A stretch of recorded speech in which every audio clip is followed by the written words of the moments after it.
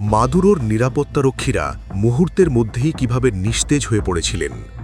ভেনেজুয়েলার president Nicolas মাদুরোকে গ্রেফতারের অভিযানে মার্কিন বাহিনী অত্যন্ত শক্তিশালী ও রহস্যময় এক নির্দেশিত শক্তি অস্ত্র বা ডিরেক্টেড এনার্জি ওয়েপন ব্যবহার করেছেন বলে দাবি করেছেন প্রত্যক্ষদর্শী এক নিরাপত্তারক্ষী।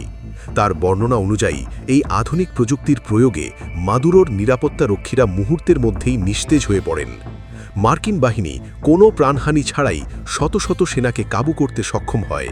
সেই নিরাপত্তারক্ষী জানান, অভিযানের শুরুতে হঠাৎ তাদের রাডার ব্যবস্থা অকেজো হয়ে যায় এবং আকাশে ঝাঁকে ঝাঁকে ড্রোন দেখা দেয়।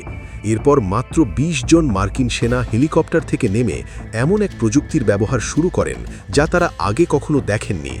যন্ত্র থেকে তীব্র শব্দ তরঙ্গ বা শক্তির বিচ্ছুরণ ঘটায়। এর ফলে উপস্থিত সবার মধ্যে ভয়াবহ শারীরিক প্রতিক্রিয়া দেখা দেয়। অনেকের নাক দিয়ে রক্ত ঝরতে থাকে এবং কেউ কেউ রক্ত বমি করতে শুরু করেন।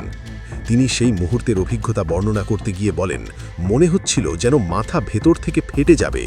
এই রহস্যময় সনিক অস্ত্রের প্রভাবে সেনারা মাটিতে লুটিয়ে পড়েন এবং তাদের উঠে দাঁড়ানোর মতো শক্তিও অবশিষ্ট ছিল না। ভেনেজুয়েলার অভ্যন্তরীণ সূত্রের খবর অনুযায়ী গত ৩ জানুয়ারির ওই অভিযানে তাদের নিরাপত্তা বাহিনীর প্রায় ১০০ জন সদস্য নিহত হয়েছেন।